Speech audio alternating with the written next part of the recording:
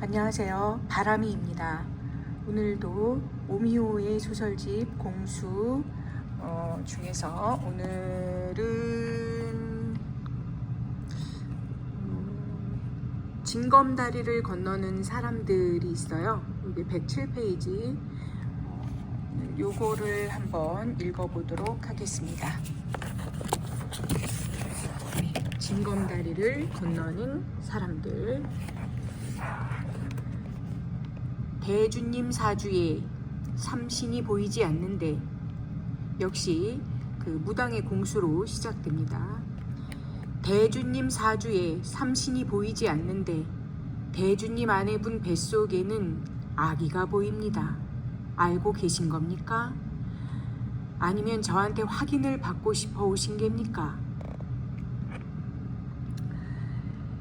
자리에 앉기도 전에 터진 무당의 공수가 목을 벤다. 싹둑. 소리조차 나지 않을 만큼 예리하고 빠른 솜씨다. 최근 외출이 잦아지고 귀가 시간이 늦어진 아내의 몸에서는 매번 가로 열고 아내의 바람이라는 심중의 세기를 박는 가로 닫고 익숙하지 않은 샴푸 냄새가 났다. 두어 달 가까이 그 냄새를 애써 무시했다. 내가 지나치게 예민해서일 거라고, 또는 다른 이유가 있을 것이라고 생각하며 불쑥 올라오는 의심을 지워내곤 했다. 무엇보다 아내는 임신 중이었다. 임신한 아내가 그런 짓을 할 리가 만무했다. 그런데 이 무당, 아닐 거야, 그럴 리가 없어 라고, 그럴 리가 없어 라며 다잡으며 붙들어 메어두고 있던 아내에 대한 믿음뿐 아니라 내가 세워올린 가정이라는 세계 자체를 단 두어 마디 말로 가볍게 베어버린다.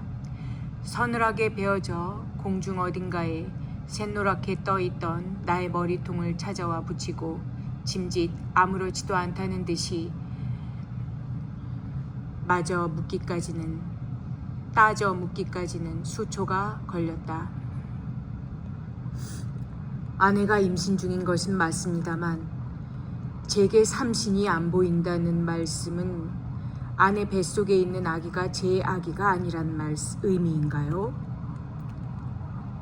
잠시 헛웃음. 그 말씀은 참으로 동의하기가 어렵네요. 헛기침을 몇 번 하고 나서, 오늘 제가 여기 온 이유는 아내에게 다른 남자가 생겼는지를 묻고자 함입니다. 다른 말씀은 마시고 그것만 답변해 주시면 됩니다. 짐짓 표정을 정돈하며 난 괜찮아, 준비됐으니 어서 대답이나 하셔 하는 투로 말했지만 이미 눈가가 푸르르 떨리고 있다는 것이 스스로도 느껴졌다. 민망한 마음에 목소리에 불어 힘을 주어 말하는데 저 아래 창자 어디서부터인가 시작된 뜨거운 무엇인가가 기도를 타고 맹렬하게 올라오는 것도 느껴졌다. 그 맹렬함이 너무나도 뜨거워 눈물이 펑 하고 터질 것도 같았다. 그 아슬아슬한 순간 다행히 무당의 말이 허공을 가르고 막 내게로 당도했다. 저한테 묻지 마시고 병원에 가서 검사부터 받아보시랍니다. 그것이 빠르답니다. 제가 여기서 이러니 저러니 말씀드려도 믿지 않으실 것이고, 방울을 들고 몇 번 왈랑왈랑 흔들더니, 우리 할머니 말씀이 대주님 성정이 대쪽 같으신 분인데 이런 곳에 오실 정도면 그동안 당한 마음고생이 꽤나 심했을 것이다 하십니다. 아내분은 대주님이 감당할 수 있는 사람이 아니랍니다. 하루라도 빨리 놓아주는 것이 상수랍니다. 혹대러 와서 혹을 붙인 격이다. 아내에 대해 끝없이 피어오르는 의심을 종식시키고자 찾아온 무당집인데 아내가 심지어 아기가 모두 내 것이 아니라는 청척 병력과도 같은 말을 일말의 망설임도 없이 딱 잘라 말한다. 나도 그냥 딱 잘라 하늘이 샌 노랗다. 아내를 말하자면 딱 잘라 아름다운 여성 그 자체였다. 세상에 태어나서 아내처럼 마음을 잡아끄는 사람은 단 한 번도 만나본 적이 없다. 길고 서늘한 눈매와 그 속에서 촉촉하게 빛나고 있는 눈동자는 그냥 바라보고만 있어도 마음을 무장해제시키기에 충분했다.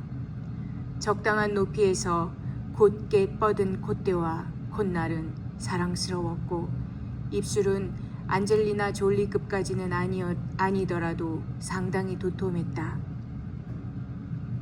특히나 석류알처럼 밝게 빛나는 입술빛은 침이 절로 나올 만큼이나 탐스러웠다. 누구라도 아내를 처음 본다면 첫눈에 반했다는 표현이 서슴없이 나올 것이다.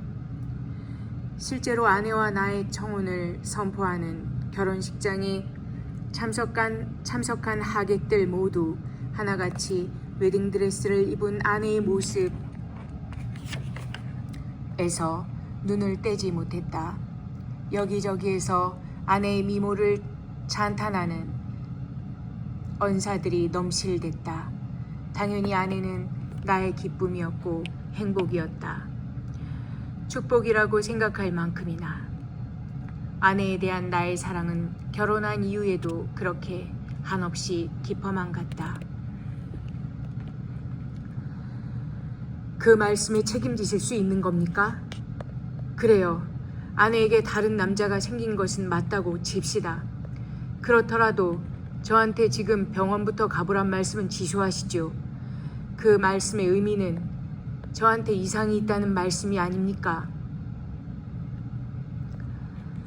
다시 헛웃음을 애써 짓다가 마른 침을 꿀꺽 삼키고 저는 모든 면에서 지극히 정상적인 남성입니다. 남성 기능 또한 아무런 문제가 없다는 말씀입니다.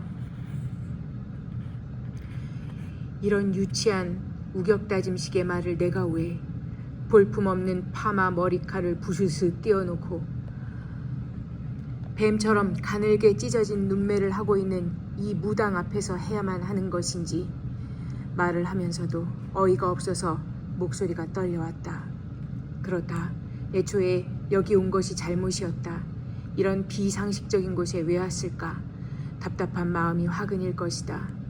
늦었지만 이제라도 정신을 차리자 싶어 지갑을 꺼내 복채를 내놓고 자리에서 일어서려는데 팔짱을 끼고서 마치 째려보듯이 나의 얼굴을 바라보고 있던 무당이 마치 적선이라도 하듯이 이런 말을 또 툭 던져놓는다. 대주님, 아내분께서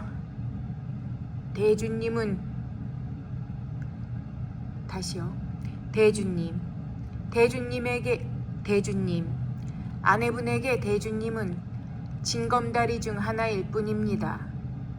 양말과 신발을 벗지 않고도 원하는 세계로 진입하기 위해서는 대주님이라는 징검다리가 필요했던 게지요. 징검다리야 그 역할이 끝나면 그뿐. 우리 할머니 말씀이 대주님도 이미 알고 있다고 하시네요. 온몸에 있는 털이란 털이 곤두서면서 등골에 소름이 돋는다. 아내가 부친과 나의 도움으로 어렵지 않게 박사 논문을 통과한 것을 알고 있는 것일까? 아니, 학자로서뿐 아니라 예술가로서도 대내외적 인지도가 높은 나의 부친 덕으로 쉽지 않은 국내외 저명 학술지 논문 게재며 이름난 각종 대회 수상 기록까지 보유할 수 있었다는 사실까지도. 그러나 그것은 변두리에서 치킨집을 운영하는 한부모 가정 출신인 아내가 유학자로서 대한민국에서 명성이 자자했던 조부와 문인화의 새로운 지평을 열었다고 평가받는 학자이자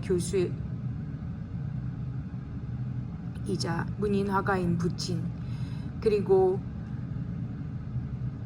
문화예술 역사와 미학, 그리고 평론 부분 박사이자 학교 연구소장직을 맡고 있는 나까지 3대에 걸친 학자 집안 장손 며느리가 되기 위한 구색 맞추기 정도였다면 이해가 될까? 꼭 아내의 출신을 밝히지 않더라도 그 정도는 당연한 일이 아닌가? 재능이나 실력이 없었던 것도 아닌데 말이다. 그럼에도 징검다리라는 무당의 표현은 간담을 서늘하게 하는 부분이 있었다. 종교무용학과 박사 과정을 밟고 있던 아내를 처음 만난 것은 당시 모 광역시에서 처음으로 출범하는 메세나 협회 토론회장에서였다. 주최 측의 추천으로 발제자로 나서 주제 발표를 했던 나는 토론회가 끝나고 발제를 감명 깊게 들었다며 명함을 내미는 아내에게 자연스럽게 나의 명함을 건네줬다. 아내와의 인연은 그렇게 명함 주고받기에서 시작됐다. 아내는 예술이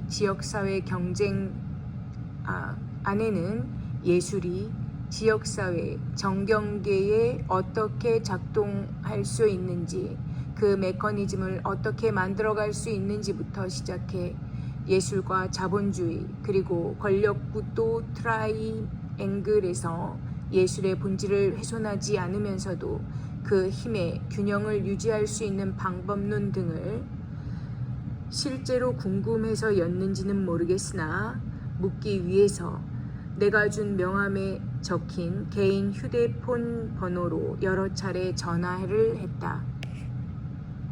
나는 물론 그때마다 내가 알고 있는 모든 지식과 경험을 동원해 성의껏 답변해 주었다. 처음 만나던 순간부터 이미 아내의 미모의 마음을 빼앗겼음인지 예술과 철학적 사고가 가미된 그녀의 명료한 질문의 무게와 사유 방식이 무척이나 새롭고 신선하게 느껴졌다. 팔딱팔딱 뛰는 물고기처럼 역동적인 사유의 진폭은 덤이었다. 오늘 여기까지 읽도록 하겠습니다. 네, 재미있으셨는지 모르겠지만 다음에 마저 읽도록 하겠습니다. 감사합니다.